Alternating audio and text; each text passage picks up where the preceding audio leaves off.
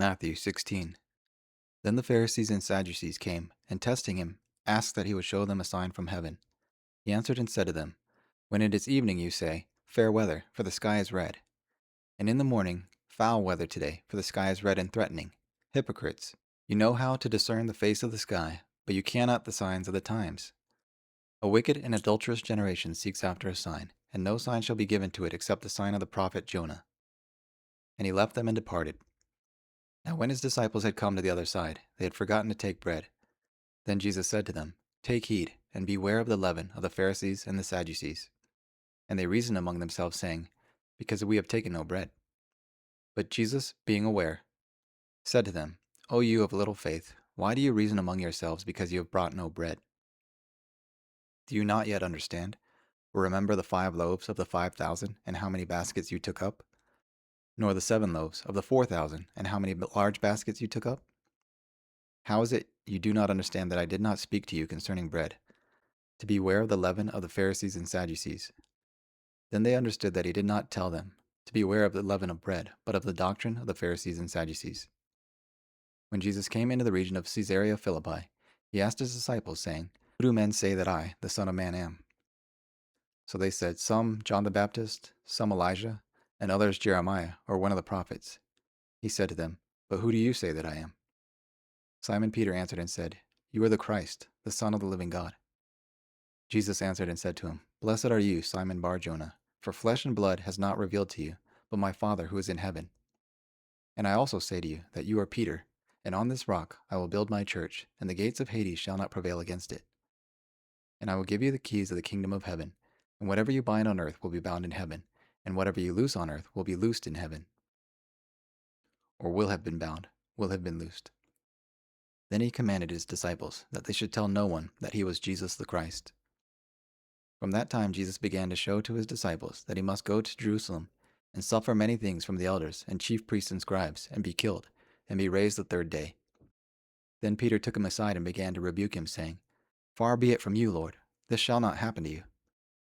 But he turned and said to Peter, Get behind me, Satan. You are an offense to me, for you are not mindful of the things of God, but the things of men. Then Jesus said to his disciples, If anyone desires to come after me, let him deny himself, and take up his cross, and follow me. For whoever desires to save his life will lose it, but whoever loses his life for my sake will find it. For what profit is it to a man if he gains the whole world and loses his own soul? Or what will a man give in exchange for his soul? For the Son of Man will come in the glory of his Father, with his angels, and then he will reward each according to his works. Assuredly, I say to you, there are some standing here who shall not taste death till they see the Son of Man coming in his kingdom. Psalm 16. A Miktam of David. Preserve me, O God, for in you I put my trust. You have said to the Lord, You are my Lord. My goodness is nothing apart from you. As for the saints who are on the earth, they are the excellent ones, in whom is all my delight. Their sorrows shall be multiplied who hasten another. Their drink offerings of blood I will not offer, nor take up their names on my lips. O Lord, the portion of my inheritance and my cup, you maintain my lot. The lines have fallen to me in pleasant. Yes, I have a good inheritance. I will bless the Lord who has given me counsel. My heart also instructs me in the night seasons. I have set the Lord always before me, because at my right hand I shall not be moved. Therefore my heart is glad, and my glory rejoices. My flesh also will rest in hope. For you will not leave my soul in Sheol, nor will you allow your Holy One to see corruption. You will show me the path of life. In your presence is fullness of joy. At your right hand, pleasures forevermore. Proverbs 16. The preparations of the heart are to man, but the answer of the tongue is from the Lord. All the ways of a man are pure in his own eyes, but the Lord weighs the spirits. Commit your works to the Lord, and your thoughts will be established. The Lord has made all for himself, yes, even the wicked for the day of doom. Everyone proud in heart is an abomination to the Lord. Hand to hand, none will go unpunished. In mercy and truth, atonement is provided for iniquity, and by the fear of the Lord one departs from evil. When a man's ways please the Lord, he makes even his enemies to be at peace with him. Better is a little with righteousness than vast revenues without justice. A man's heart plans his way, but the Lord directs his steps. Divination is on the lips of the king. His mouth must not transgress in judgment. Honest weights and scales are the Lord's, all the weights in the bag his work. An abomination for kings to commit wickedness, for a throne is established by righteousness. Righteous lips are the delight of kings, and they love him who speaks right. As messengers of death is the king's wrath, but a wise man will appease it. In the light of the king's face is life, and his favor like a cloud of the latter rain. How much better to get wisdom than gold, and to get understanding is to be chosen rather than silver.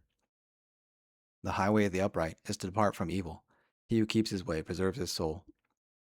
Pride is before destruction, and a haughty spirit before a fall. Better to be of a humble spirit with the lowly, than to divide the spoil with the proud. He who heeds the word wisely will find good, and whoever trusts in the Lord, happy is he. The wise in heart will be called prudent, and sweetness of the lips increases learning. Understanding is a wellspring of life to him who has it, but the correction of fools is folly. The heart of the wise teaches his mouth, and adds learning to his lips. Pleasant words are a honeycomb, sweetness to the soul, and health to the bones. There is a way right to a man, but its end is the way of death. The person who labors for himself, for his mouth drives him. An ungodly man digs up evil, and on his lips like a burning fire. A perverse man sows strife, and a whisperer separates the best of friends. A violent man entices his neighbor, and leads him in a way not good. He winks his eye to devise perverse things. He purses his lips, brings about evil. The silver-haired head is a crown of glory. It is found in the way of righteousness. One slow to anger is better than the mighty, and he who rules his spirit than he who takes a city. The lot is cast into the lap, but its every decision is from the Lord.